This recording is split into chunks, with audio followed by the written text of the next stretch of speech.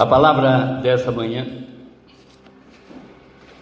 já trouxemos aqui em outras ocasiões, com versos resumidos dentro desse capítulo. Hoje a gente vai ministrar o capítulo todo e principalmente, buscando nessa passagem, nesta profecia, a contemplação da Santa Ceia, para que verdadeiramente a gente possa sair daqui totalmente transformado, compreendendo exatamente cada detalhe da Santa Ceia, porque nós não estamos aqui diante de um rito, e sim de uma entrega. Amém? Abra a Bíblia de vocês, Isaías, no capítulo 53. Vamos interagir no capítulo todo, e não em versos pinçados.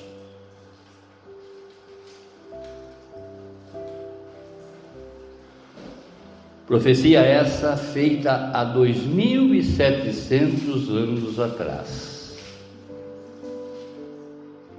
que ela já foi realizada, na vida de cada um de nós, para todos, indistintamente, dos que creem, como também dos que não creem. E diz a palavra: quem creu em nossa mensagem. Interessante que ele começa aqui com uma interrogação. Observe aí na escritura de vocês que tem um ponto de interrogação. Ele está aqui perguntando: quem creu na nossa mensagem? A quem o Senhor revelou o seu braço forte? Meu servo cresceu em sua presença como tenro broto verde, como raiz em terra seca. Não havia nada de belo nem majestoso em sua aparência, nada que nos atraísse. Foi desprezado e rejeitado, homem de dores, que conhece o sofrimento mais profundo. Demos as costas para ele, desviamos o olhar. Ele foi desprezado e não nos importamos. Apesar disso, foram as nossas enfermidades que ele tomou sobre si, e foram as nossas doenças que pesaram sobre ele. Pensávamos que o seu sofrimento era castigo de Deus, castigo por sua culpa, mas ele foi ferido por causa da nossa rebeldia e esmagado por causa dos nossos pecados. Sofreu o castigo para que fôssemos restaurados e recebeu açoites para que fôssemos curados. Todos nós desviamos como ovelhas, deixamos o caminho de Deus para seguir os nossos caminhos. E no entanto o Senhor fez cair sobre ele os pecados de todos nós. Ele foi oprimido e humilhado, mas não disse uma só palavra. Foi levado como cordeiro para o matadouro, como ovelha muda diante dos tosquiadores. Não abriu a boca. Condenado injustamente, foi levado embora. Ninguém se importou de ele morrer sem deixar descendentes, de sua vida ser cortada no meio do caminho. Mas ele foi ferido mortalmente por causa da rebeldia do meu povo. Não havia cometido nenhuma injustiça e jamais havia enganado alguém. Ainda assim foi sepultado como criminoso, colocado no túmulo de um homem rico. Fazia parte do plano do Senhor esmagá-lo e causar-lhe dor. Quando, porém, sua vida for entregue como oferta pelo pecado, ele terá muitos descendentes. Terá vida longa e o plano do Senhor prosperará em suas mãos.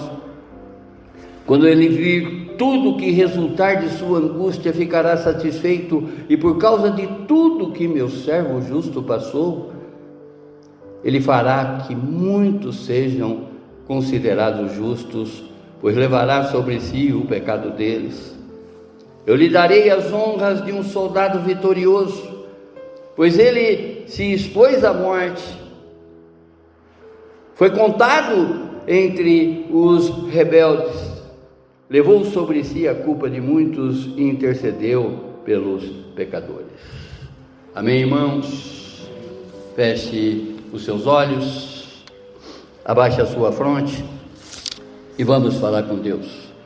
Vamos pedir para que o Senhor nos traga tudo que nós precisamos saber a respeito dessa profecia, que, glória a Deus, ela já aconteceu nas nossas vidas. O que foi declarado há 2.700 anos atrás que aconteceria, já aconteceu. Jesus já veio e, como sabemos, ele cumpriu cabalmente o seu ministério, que teve início, meio e fim. Em nenhum instante ele fugiu daquilo que era da sua parte, através da obediência dedicada ao nosso Deus e Pai. Que possamos extrair de cada posicionamento do Senhor Jesus com relação a esse acontecimento, a essa profecia, que, como sabemos, mais uma vez já se realizou na nossa vida, seja também o nosso legado. Que possamos tirar exemplos aqui para aplicarmos isso na mais profundidade do nosso ser e vivermos isso através das nossas atitudes e não de palavras. Sairmos daqui totalmente transformados, totalmente diferente da maneira que nós entramos, para a honra e glória do nosso Deus e Pai. Amém, amém, amém. O tema: o servo sofredor. Irmãos, na última pregação, nós meditamos em João, no capítulo 2, do verso 1 a 12, onde Jesus transformou a água em vinho. E conforme o relato do apóstolo João, este foi o primeiro sinal de muitos que viriam, né? Esse sinal que é um milagre fora do comum, uma coisa inigualável, que aconteceu ali na cerimônia de um casamento, demonstrando dessa maneira que Jesus veio transformar o ordinário em extraordinário. O que é o ordinário? O ordinário é exatamente aquilo que está na ordem, né, dos acontecimentos naturais, que nós contemplamos isso aí a todos os instantes. E o extraordinário são exatamente esse milagre, essa coisa fora do comum, da qual, né, de certo modo, já contemplamos muito desses milagres na nossa vida. E para que a gente possa enxergar um milagre que às vezes, aparentemente, né, ele nem é considerado por nós, o fato de estarmos aqui e hoje já é um milagre na nossa vida. Amém, irmãos? Nós andamos sobre um relógio humano, como também nós andamos sobre o relógio do céu. Há tempo para todas as coisas debaixo dos céus. Oh, glorioso! E na ministração de hoje, o profeta Isaías, nesse capítulo 53, ele nos leva à glória revelada em Cristo Jesus. Aqui é a profecia, mas nós já sabemos que isso tudo já aconteceu. Se não bastasse, há 2 semanas atrás nós comemoramos aqui a ressuscitação de Jesus, esse Cristo vivo que vive entre nós, que já está glorificado junto ao Pai, sentado agora à sua direita. E essa glória será manifesta quando Ele vier em glória a nós, para nós, e nos levar com Ele. Amém? E Ele está vindo exatamente com o objetivo de levar a sua igreja, e não os que estão de fora. Por isso que cada gesto simbolizado na Santa Ceia do Senhor é um compromisso novo que nós estamos confirmando junto ao nosso Deus e Pai, e não um rito. Nós não estamos aqui para comemorar um rito, e sim, é uma festa da qual nós devemos celebrar com júbilo, louvor e adoração, reconhecendo exatamente todos os feitos dele na nossa vida e adorando por tudo aquilo que ele significa para cada um de nós, por aquilo que ele é. Isso é adoração, reconhecer exatamente quem Deus é. Amém? Oh glorioso! Hoje celebramos a Santa Ceia em memória do Cristo crucificado, que ressuscitou e vive para sempre. Isso tudo que nós estamos passando aqui, todas as provações, todas as tribulações, até mesmo todas as tentações, sabemos que a provação e a tribulação vem dele, para nos aprimorar, para nos melhorar, porque nós não estamos sendo melhorados e aprimorados para viver um tempo cronometrado. Fiz até um versinho, né? Mas sim, a eternidade.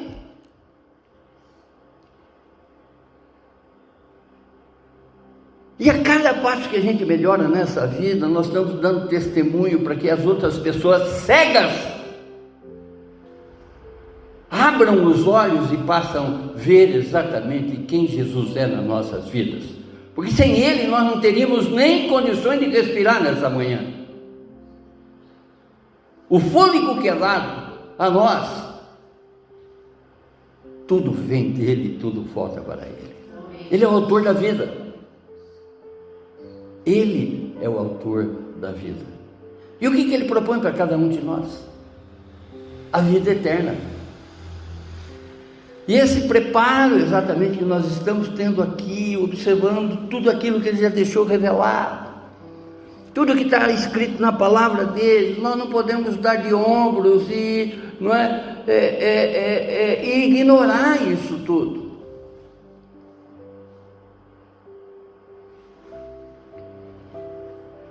A ressurreição, ela dá sentido ao sacrifício, e o servo sofredor é agora o Rei glorificado, sentado à direita de Deus Pai. Conosco, representado exatamente pelo seu Santo Espírito, que Ele é como se fosse a sombra à nossa direita. Ele está aqui agora. Ele passeia pela igreja, diz a palavra. Ele está passeando agora dentro da tua mente, dentro do teu coração. Eu tenho certeza que Ele já está falando, porque é sobrenatural esse momento. Se respirarmos aqui, nós vamos ter até um alívio na nossa respiração, porque nós estamos respirando céu agora. Não porque eu estou falando. A própria palavra diz: quando um ou dois estiverem reunidos, ali eu estarei. Então Ele está aqui agora. Amém? Como Ele também está lá no quarto onde está meu filho, onde que, no entretenimento onde estão as minhas filhas, minhas netas, como também a cada um dos seus. Amém? Para que a gente possa compreender, o Jesus que transforma água em vinho é o mesmo que verteu o seu próprio sangue na cruz. E esse sangue veio exatamente para nos lavar, e nos lavar de uma forma completa. E a partir do momento que a gente se predispõe, se coloca exatamente à frente dele, de uma forma totalmente arrependido, porque Ele é um Deus onisciente, Ele sabe tudo de nós, sabe o que você está pensando aí e agora. Ele é um Deus que esquadrinha nós por inteiro, sabe cada cantinho daquilo que eu mantenho, digamos assim, até de uma forma camuflada para que as pessoas não vejam. Ele conhece, sabe tudo. E ao contemplarmos isso tudo, essa celebração, nós podemos sair daqui totalmente transformado. Vamos imaginar agora, conforme eu sempre falo para vocês, imagine agora, o nosso Deus e Pai, sentado no seu trono, Jesus do lado dele, E a todo momento, quando o inimigo nos acusa de determinadas coisas que está vindo agora na nossa mente, Jesus, ele tem uma borracha na mão. Imaginariamente falando, isso aqui não é bíblico, isso aqui é uma conjectura minha particular, tá? Mas eu tenho certeza que ele age exatamente dessa forma, e não com uma borracha na mão. Ele mostra exatamente os cravos, os furos dos cravos na mão para o pai, e fala: isso foi feito para eles, perdoa ele, pai, dá uma chance para ele, pai, ele é bobinho, ele é um boboca nessa vida, está fazendo coisas ainda que não tem discernimento, não tem conhecimento, dá uma chance, pai. E nesse instante, o que Deus faz? Ele recolhe a sua ira, ele ouve o filho, ele aplaca, a mão dele. Em outras palavras, ele recolhe, e não cai sobre nós a mão de um Deus irado, porque Jesus sentiu na pele tudo que nós sentimos. Ele passou por esse mundo, aqui ele foi tentado, aqui ele foi levado exatamente pelo Espírito Santo no deserto para ser tentado de todas as formas.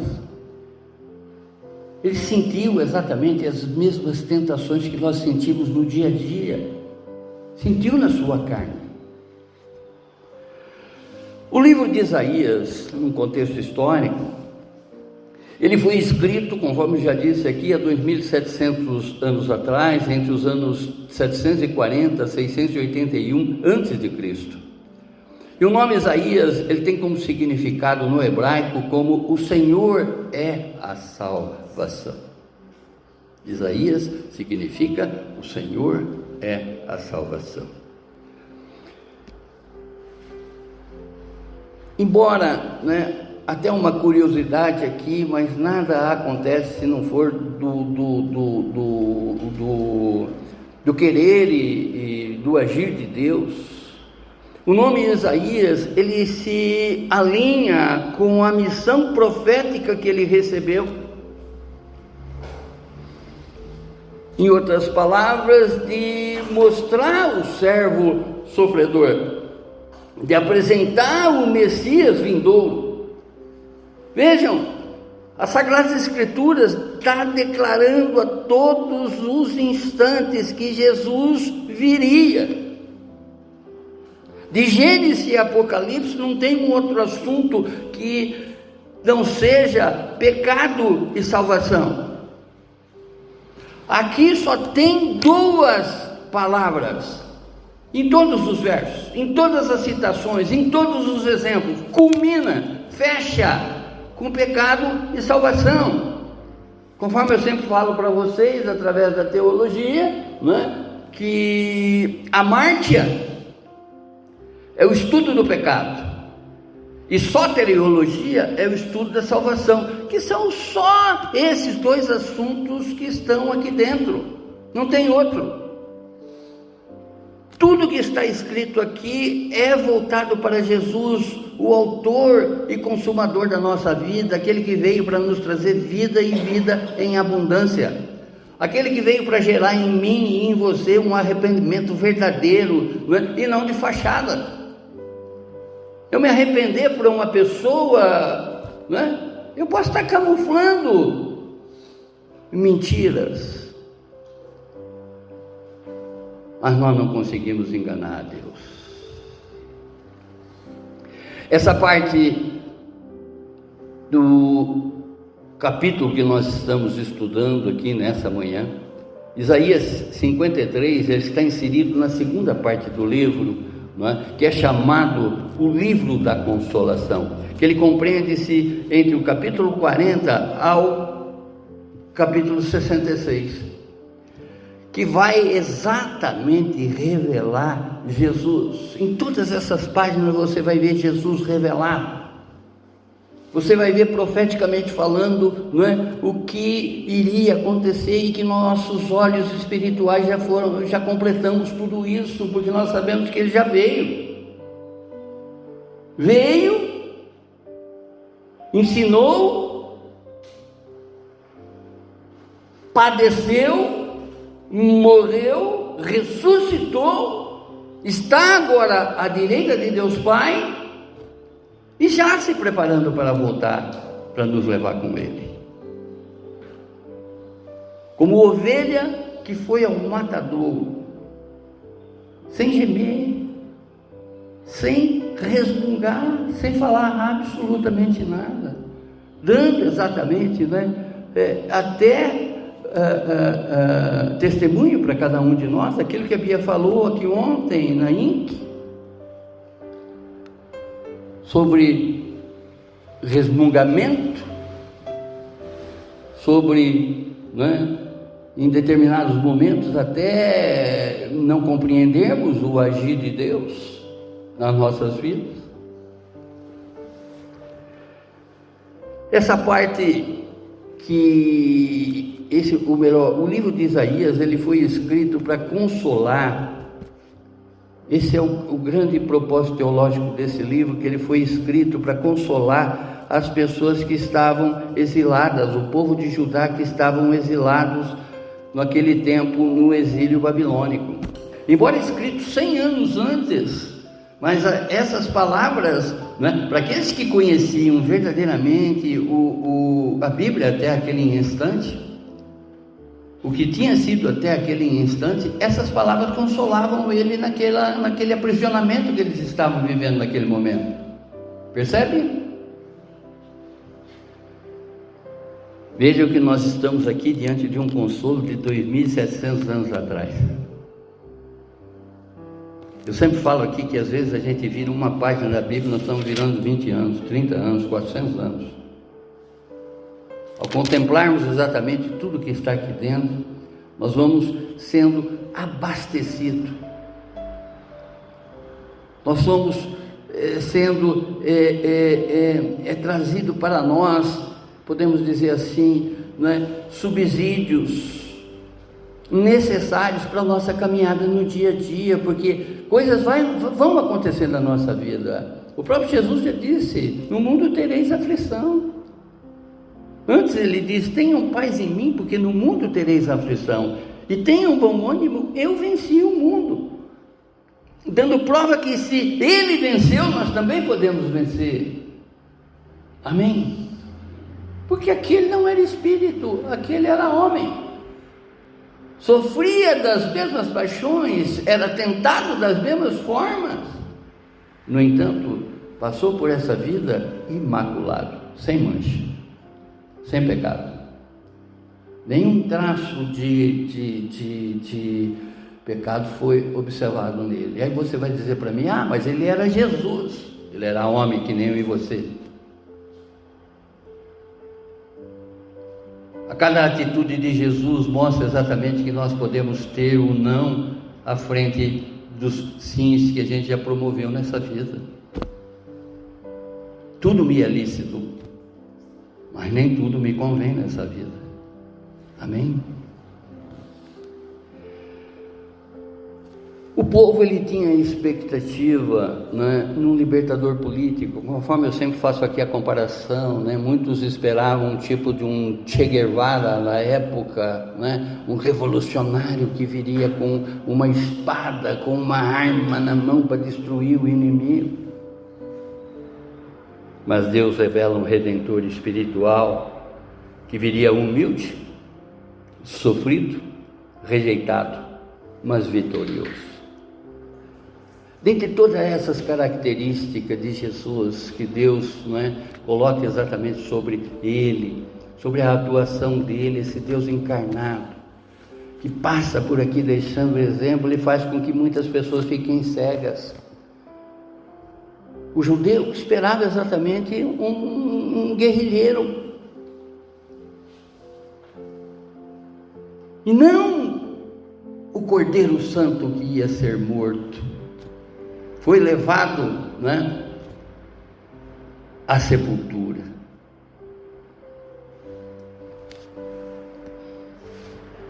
Jesus Cristo, o servo sofredor, anunciado aqui por Isaías Ele tomou sobre si os nossos pecados e entregou-se voluntariamente à morte, para que por meio de seu sofrimento e ressurreição fôssemos reconciliados com Deus.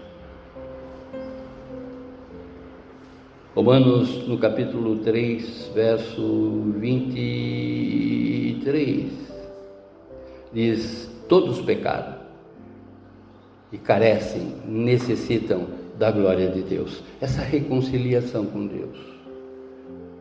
Devemos nos colocar verdadeiramente, principalmente no dia de hoje, onde que nós estamos celebrando esse Jesus que vive e vive para sempre, através da Santa Ceia. Os elementos que serão servidos daqui a pouco têm uma simbologia muito, muito profunda, que é o pão, que é o seu corpo, que é o vinho, que é o seu sangue. Essa doação, não é? Esse amor indizível, representado exatamente aqui, nesse momento, são os feitos do Senhor Jesus. Por isso que ele diz, né? Fazei isso em memória de mim. É uma comemoração. Eu sempre falo para vocês que a Santa Ceia, ela não foi feita para ser feita, a memória de Cristo, né? Não foi feita para ser feita em 30 dias, mas sim em cada segundo da nossa vida. Porque ao morrermos com a nossa vontade, nós estamos ressuscitando com a vontade de Cristo. Ao morrermos com a nossa vontade, nós estamos fazendo a celebração, né? De trazer exatamente todos os seus feitos na nossa memória. Amém?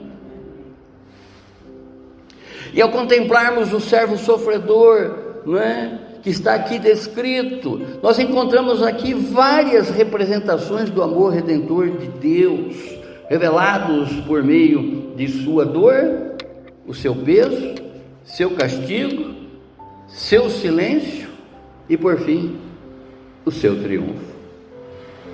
Agora, nesse instante, ele está sentado ao lado do Pai, como um rei glorificado, de servo sofredor para o rei glorificado. Primeira representação, sobre o Cristo que foi rejeitado e desprezado, que se compreende entre os versos 1 a 3.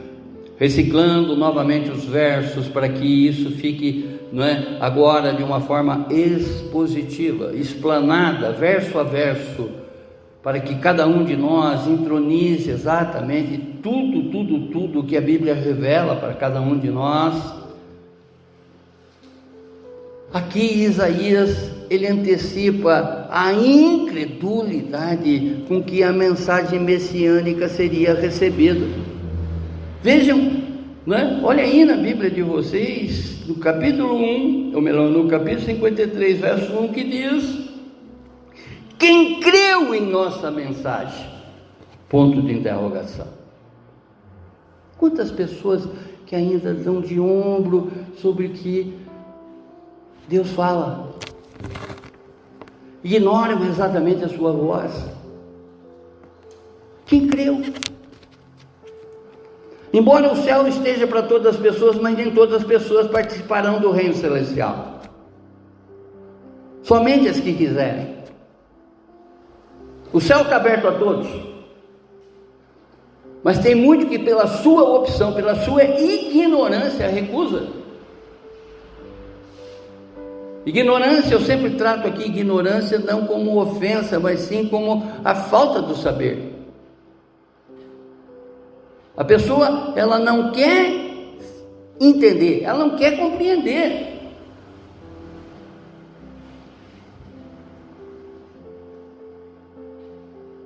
A quem o Senhor revelou o seu braço forte?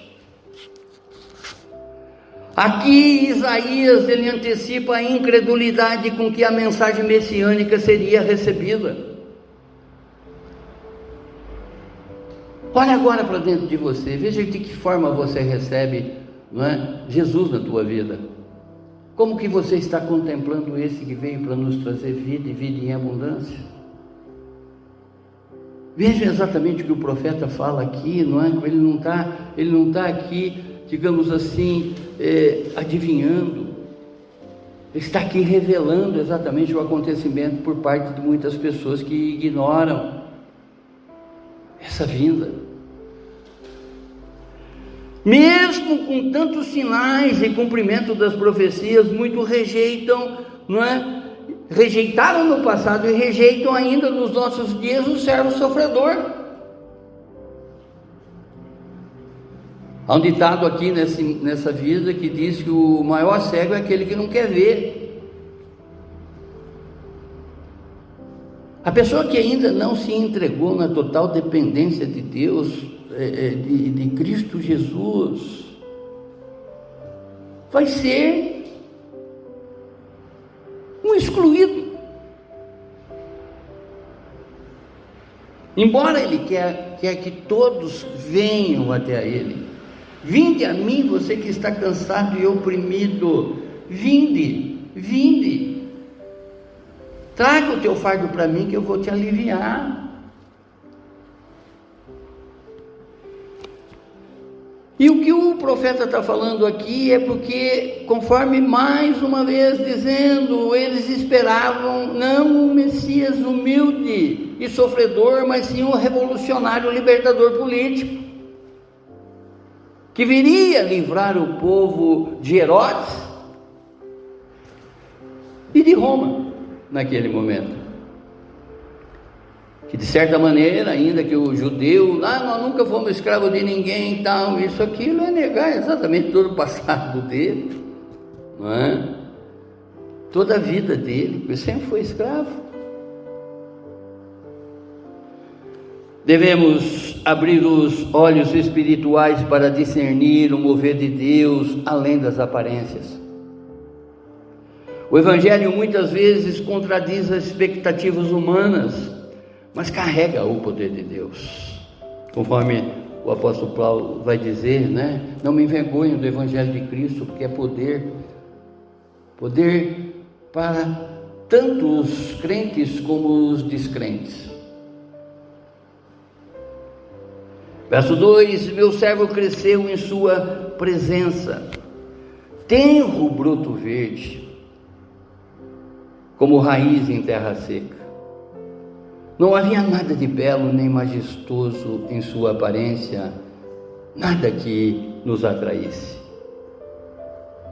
Verso 2: tenro broto indica a fragilidade e o desamparo aos olhos humanos. E em terra seca representa o ambiente espiritual e estéril em que o Messias surgiu. Vejam, não é? Que ele veio exatamente para mostrar o reino dos céus. E muitos não creram nisso. Não creram no passado, como também não creem nesses dias presentes. Quantos terrenos estéreis, não é? Quantas vidas que ignoram a preeminência de Cristo Jesus. Proeminente qualquer um de nós pode ser em determinada situação, mas preeminente é um único, é só Ele, é Ele que está acima de todas as coisas, tudo veio dEle, tudo volta para Ele. Ele é o caminho, a verdade e a vida, ninguém chega ao céu a não ser por Ele. Nós temos que aceitar Cristo Jesus, nós temos que nos entregar verdadeiramente a Ele, e quando nós estamos participando de uma Santa Ceia, isso tudo está representado. A importância da Santa Ceia, conforme já falei aqui, não é rito.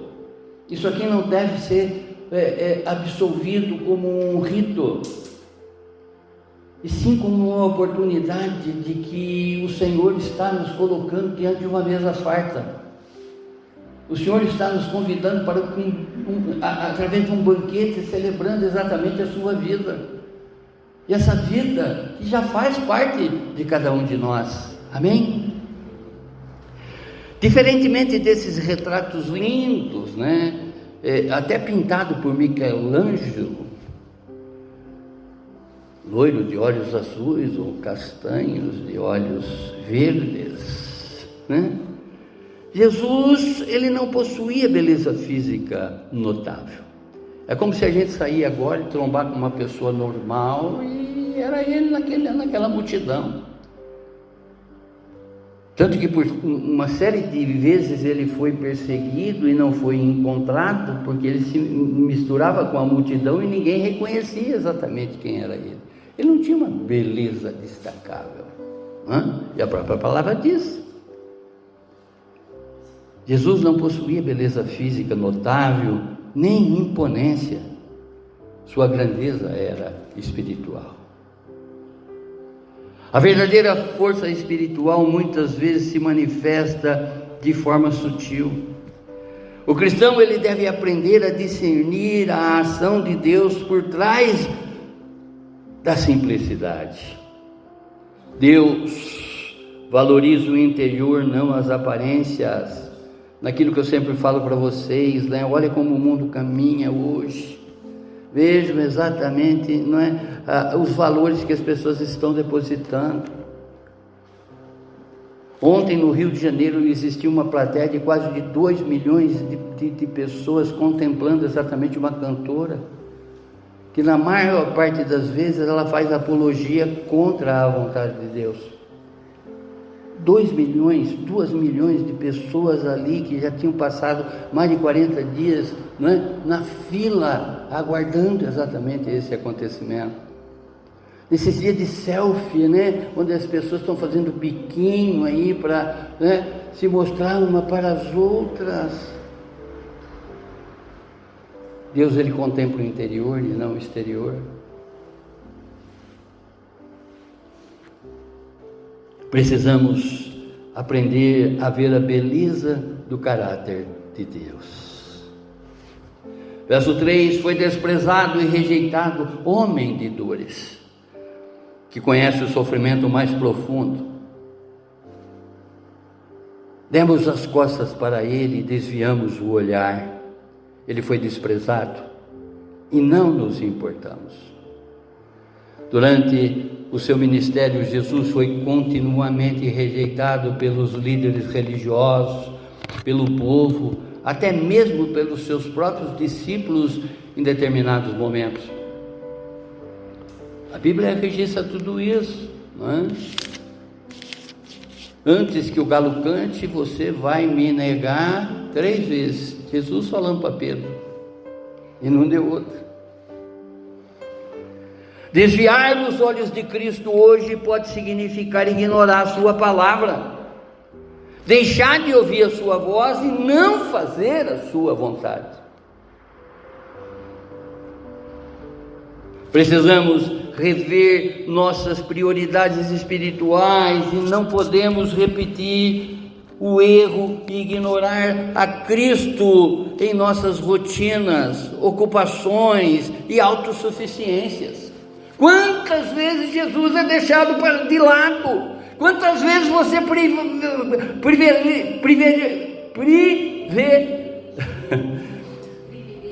privilegiou outras coisas além dele? Eu fico até, meio que acachapado, como diz o sulista, diante de uma situação dessa. Quantas vezes você coloca as coisas na frente de Deus? Quantas vezes os seus compromissos são maiores do que Deus? Essa autossuficiência que você assume num determinado momento da tua vida, se entrega. É Ele o caminho, é Ele a verdade, é Ele a vida. Não existe caminho nenhum nessa vida que você chega ao Pai.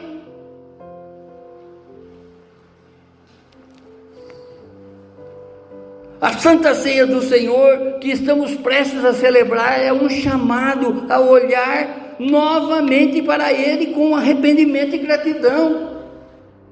Começa agora aí dentro do seu próprio eu. Eu não estou falando somente aqui para essa plateia, mas também para muitos que virão ouvir. Que glória a Deus, esse canal da qual que a gente mantém tem uma determinada audiência. Então para agora, analise exatamente o que você tem feito na tua vida. Se arrependa verdadeiramente, olhe para a cruz de Jesus, olhe para todos os acontecimentos, traga isso na sua memória em cada atitude sua, no dia a dia, não em 30 em 30. Já falei que a maior reverência, o maior culto que prestamos a esse Deus e Pai é fazer a vontade dele e não mais a nossa. A nossa já não tem mais importância. Claro, se a nossa estiver em concordância com a dele, sim, terá importância. Esse teu livre-arbítrio está te levando para o buraco que você não está vendo. Segunda representação sobre o Cristo que levou o que era nosso. Dos versos 4 a 6. Apesar disso, foram as nossas enfermidades que ele tomou sobre si, e foram as nossas doenças que pesaram sobre ele. Pensávamos que o seu sofrimento era castigo de Deus, castigo por culpa, verso 4. Cristo, ele sofreu não pelos seus próprios pecados, pois ele era inocente, mas pelos nossos. A expressão nossas enfermidades se refere não apenas a doenças físicas, mas às consequências do pecado que gera angústia, dor e culpa. Conforme eu falei no culto passado, eu vou dar uns 2 minutinhos para você pecar agora, para ver se no seguinte instante você não vai sentir angústia, dor e culpa. Você já não é mais aquela pessoa que caminhava, de uma forma dormente nessa vida. Você conheceu Jesus.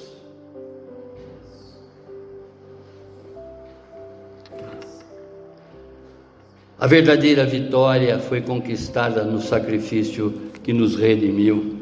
Em outras palavras, Jesus nos libertou mediante o pagamento de um alto preço, que foi o seu próprio sangue. Diante da ceia, reconhecemos que foi por nossa miséria que ele sofreu. Devemos responder com gratidão, arrependimento e profunda reverência. Verso 5: mas ele foi ferido e transpassado por causa de nossa rebeldia e esmagado por causa de nossos pecados. Sofreu o castigo para que fôssemos restaurados e recebeu açoites, em outras palavras, pisaduras, chicotadas, para que fôssemos curados. As palavras foi ferido, transpassado, esmagado, chicotado são fortes, indicando dor extrema e voluntária. Ele fez isso de uma forma espontânea. Tinha uma razão maior, que a minha vida, a sua vida, a vida de todos que se chegarem até a Ele. A obra de Jesus Cristo, ela foi completa, conforme eu sempre falo aqui, cabalmente. Ele cumpriu cabalmente, início, meio e fim. Ele não deixou nada para trás. Ela foi completa. Pois houve punição por nossa paz e ferida para nossas curas. Cada chibatada que ele tomou ali, pode ter certeza que está relacionado com a tua enfermidade. Reconheça isso. Saiba exatamente que as dores dele foi para que te curasse, física e espiritualmente falando. A ceia é um chamado à responsabilidade. Foi por nós, pois foi para os nossos próprios pecados que ele sofreu. A ceia, ela é um memorial de que fomos sarados na alma. Por isso, devemos examinar nosso coração hoje e renovar nossa entrega diante do custo tão caro. Oh Deus amado, Se você ainda não fez, o tempo é agora. Reconheça exatamente Jesus, reconheça Jesus na sua cura, reconheça Jesus na tua cura física e na tua cura espiritual. Uma está totalmente ligada à outra. Não adianta você pedir coisas para o Senhor em pecado. Você só está retardando a sua bênção. Se acerte com Ele. E daí você peça o livramento necessário, seja para qualquer coisa. Tudo, conforme Paulo diz, exclama isso com uma certeza, com uma fé tamanha. Tudo eu posso naquele que me fortalece. Verso 6, todos nós desviamos como ovelha, deixamos os caminhos de Deus para seguir os nossos caminhos. E no entanto, o Senhor fez cair sobre ele os pecados de todos nós. Nós desviamos significa a expressão, não é, clara do pecado voluntário, daquilo que eu faço exatamente, não é, pela minha iniciativa. O diabo ele não me coloca exatamente, não é, com a mãozinha no pecado. Ele age depois que a minha mãozinha tocou o pecado. Porque ninguém mexe com o meu ungido. Se você está verdadeiramente, não é, voltado para a palavra de Deus, ninguém tem poder sobre a tua vida. Nem mesmo o diabo, que muitas pessoas, não é, isso é de Satanás. Satanás ele não tem nenhuma atitude na nossa vida, se não for nós dando legalidade para que ele haja. Se você ouviu coisa contrária a isso, ignore. Só Deus é que tem o poder na nossa vida. Só Ele é capaz. O diabo ele só age a partir do momento que a gente dá o primeiro passo, a partir do momento que a gente mostra para ele a inclinação que nós estamos voltados para ele. É óbvio que aí ele vai agir na nossa mente, no nosso coração, e aquilo que eu sempre falo para vocês, do pensar a fazer, não dá um palmo.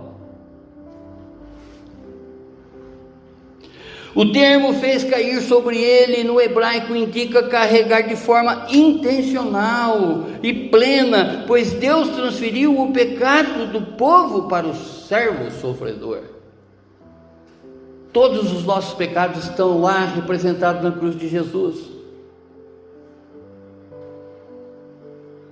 De certa maneira, nós que conduzimos ele à cruz, o pecado que nos traz a paz estava sobre ele. A ceia é um ato de reconhecimento. Em outras palavras, éramos desviados, mas alguém pagou por nós, alguém pagou pelo nosso erro. Participar dignamente é reconhecer essa substituição. Na ceia, lembramos que a graça nos encontra perdido como ovelhas errantes. O cálice, o vinho e o pão celebram que o verdadeiro pastor que tomou o nosso lugar e nos trouxe de volta ao redil, em outras palavras, ao cercadinho, ao aprisco, trouxe as suas ovelhas e cercou todas elas para que elas não andem mais errantes, para que elas não se desgarrem nessa vida. Em outras palavras, nos trouxe de volta à casa. Terceira representação sobre o Cristo que se calou diante do juízo. Versos 7 e 9. Ele foi oprimido e humilhado, mas não disse uma só palavra. Foi levado como cordeiro para o matadouro, como ovelha muda diante dos tosqueadores, não abriu a boca. O silêncio de Jesus durante o julgamento e a crucificação não foi por fraqueza, mas sim por submissão espontânea. Jesus, ele só abriu a boca para falar exatamente para que nós fôssemos perdoados, crucificados.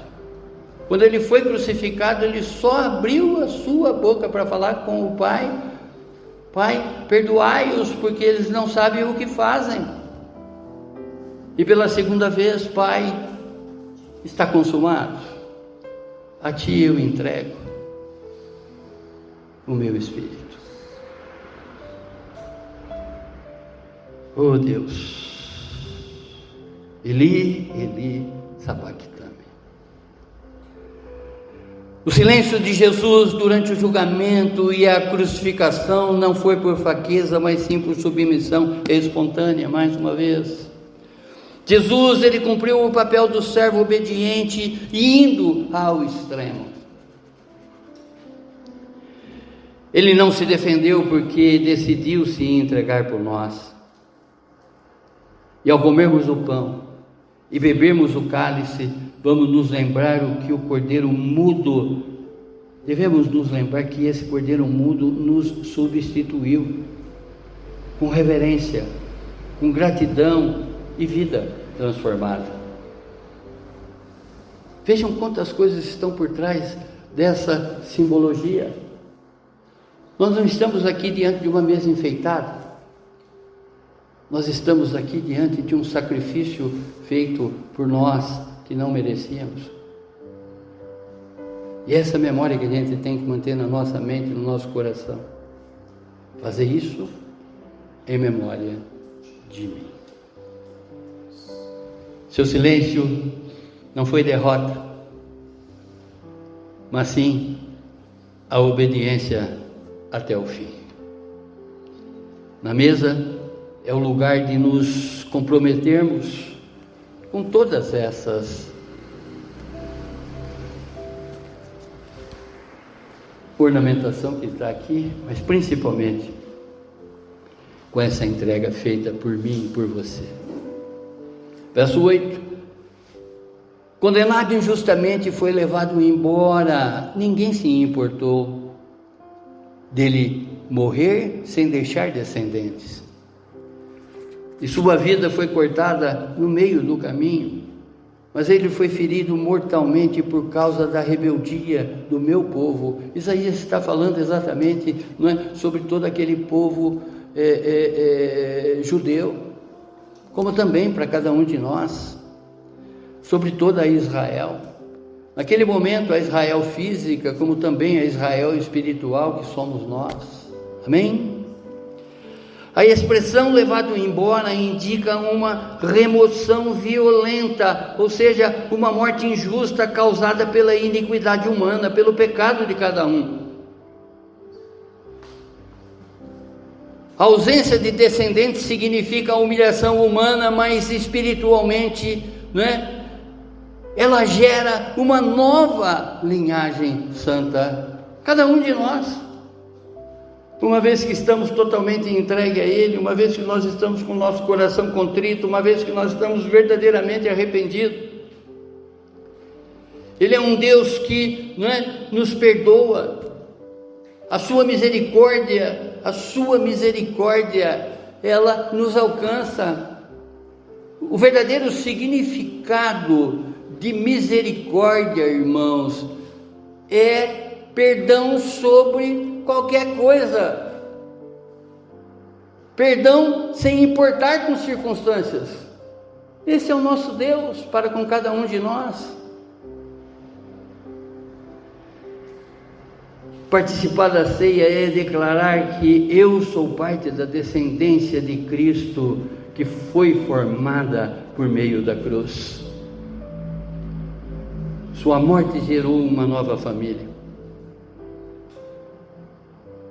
E cada vez que partimos o pão e proclamamos essa adoção, estamos celebrando exatamente todo esse acontecimento na nossa vida.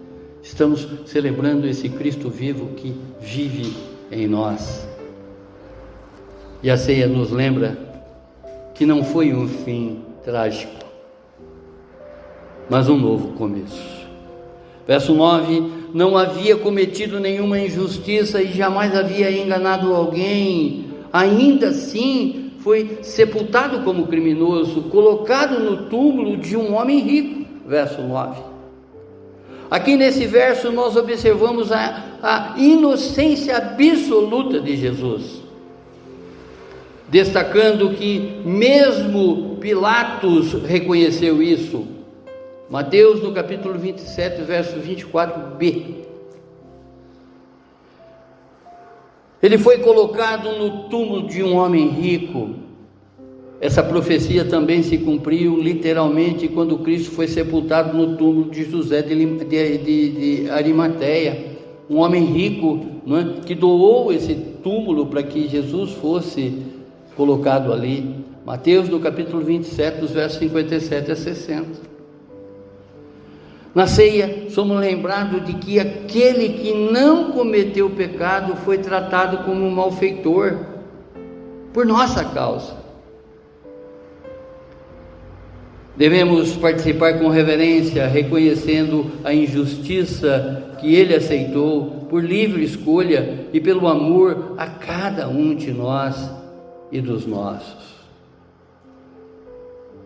Quarta representação sobre o Cristo que agradou ao Pai ao sofrer, verso 10.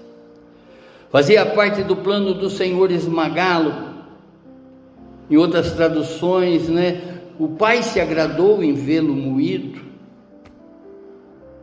e causar-lhe dor. Quando, porém, sua vida for entregue como oferta pelo pecado, ele terá muitos descendentes, terá vida longa, e o plano do Senhor prosperará em suas mãos. A morte de Cristo não foi um acidente trágico, mas o cumprimento do propósito eterno de Deus. Jesus foi a oferta pelo pecado, substituindo o pecador. O termo esmagado veio de Deus, não como crueldade, mas como justiça em favor do pecador. Ele sofreu por nós, ele padeceu por nós, ele morreu por nós e ele ressuscitou por nós.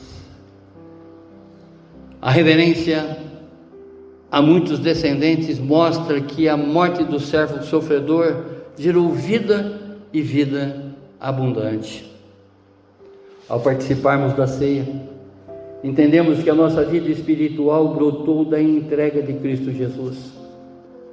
Somos sua geração, chamados a viver para cumprir o plano que prospera em suas mãos. Com Ele, irmãos, unido com eles, irmãos, somente prosperaremos, tanto no aspecto material, físico, através das nossas dores físicas, através dos nossos problemas físicos, mas principalmente no nosso espiritual. A quinta representação sobre o Cristo que hoje vive e intercede, verso 11 e 12. Quando ele vir tudo que resultar de sua angústia, ficará satisfeito. E por causa de tudo o que meu servo passou, ele fará com que muitos sejam considerados justos, pois levará sobre si os pecados deles, verso 11.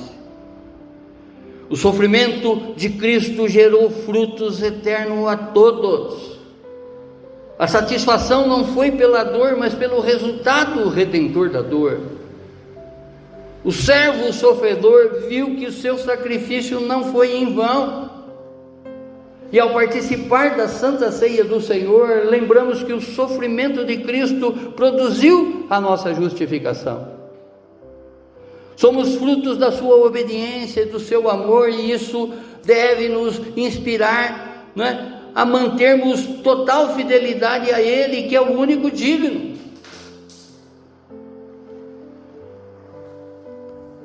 Oh glorioso! Agora nós já somos justificados, em outras palavras, perdoados, e vivemos não mais em condenação, mas em comunhão com Cristo e os irmãos.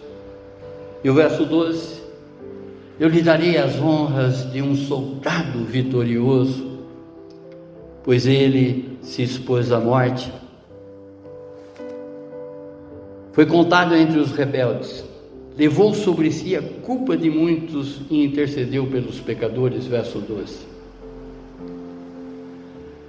Esse verso aponta para a recompensa divina dada ao servo sofredor. Ele se expôs à morte e, como resultado, recebe honra e glória. O fato que ele intercedeu pelos pecadores mostra que sua obra continua, até nos nossos dias em favor dos pecadores. Na ceia, celebramos não apenas a morte de Cristo,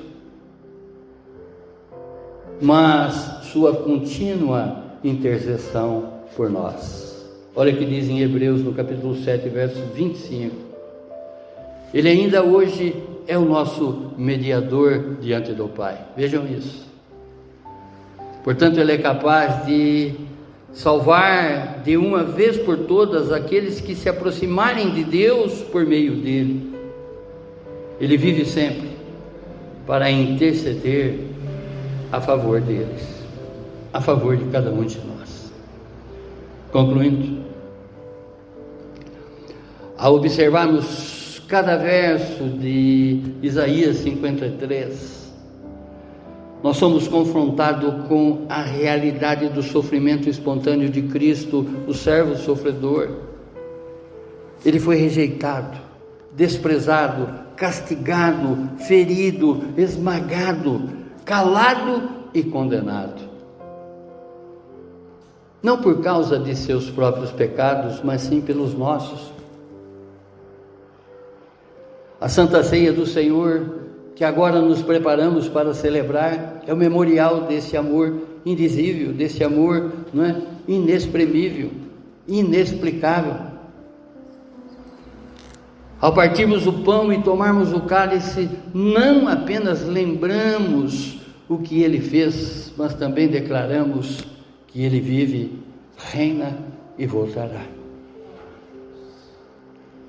Jesus não é apenas o cordeiro que foi morto, ele é o soldado vitorioso que recebeu honra eterna.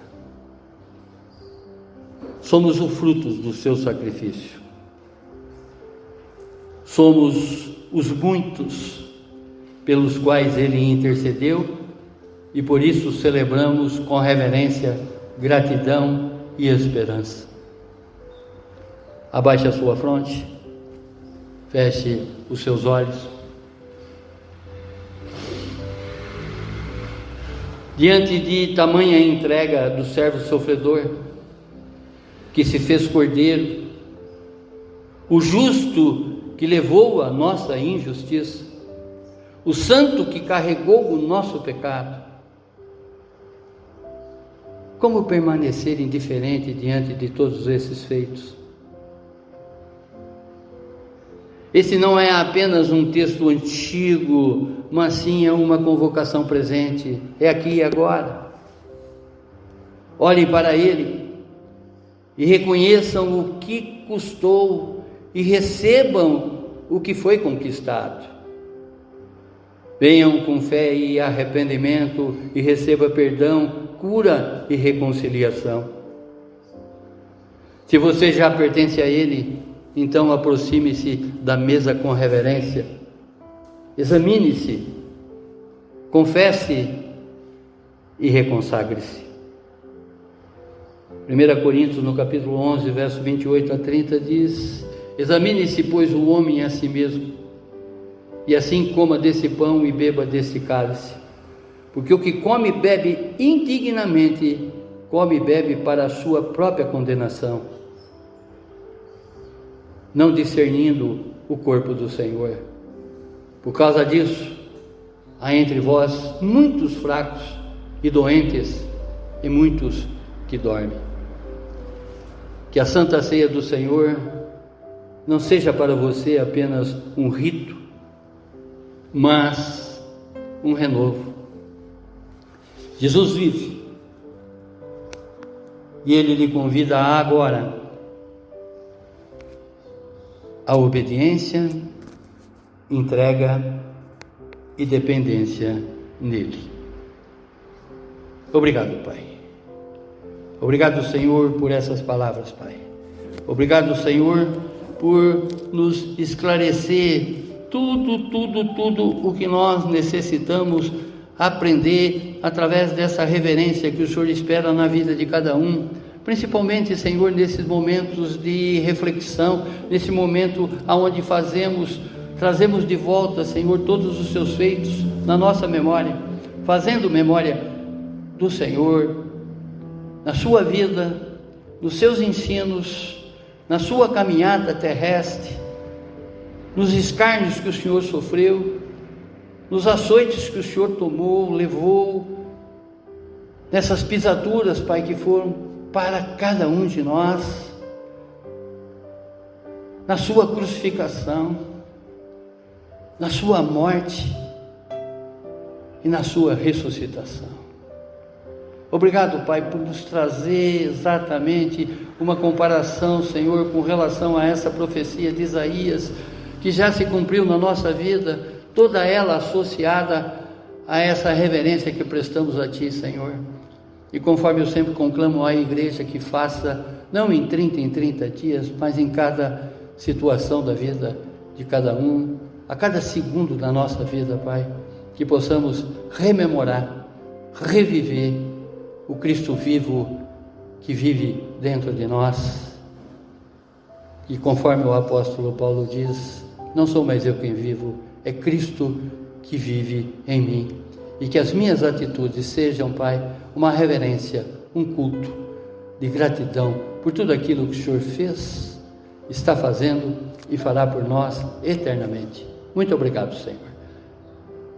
Em Seu nome, Senhor, lhe agradecemos profundamente. Amém, amém, amém. Glórias a Ti, Senhor. Glórias a Ti, Senhor. Glórias a Ti, Senhor.